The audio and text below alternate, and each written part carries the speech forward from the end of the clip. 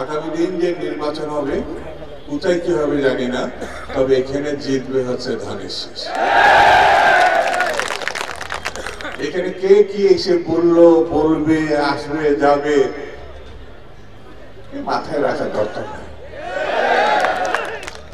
আজ থেকে এই কথা মনে রাখতে হবে, আমরা শহীদ জিয়ার সৈনিক, আমরা বেগম জিয়ার সৈনিক, আমরা তারেক রহমানের সৈনিক।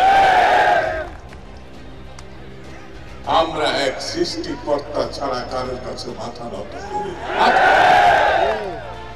অনেকেই অনেক কথা বলছে, বিএনপি নাকি এই করেছে, সেই করেছে, কি করেছে। 16 বছর 18 বছর ইলিয়াস আলী যারা নিখোঁজ আছে, গুম হয়েছে,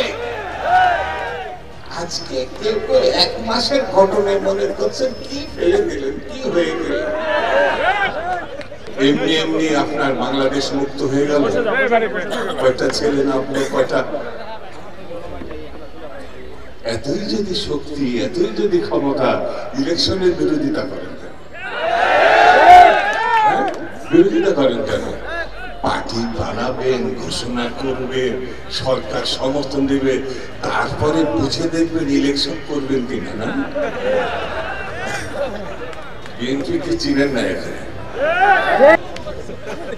কত কায়দা কানুন করে ক্ষমতা দখল করে 17 বছর, 15 বছর, 18 বছর, 20 বছর। বাংলার মানুষ যখন জেগে উঠল, শহীদ জিয়ার মানুষ যখন জেগে উঠল, বেগম জিয়ার প্রতি যখন মানুষ সমর্থন দিল,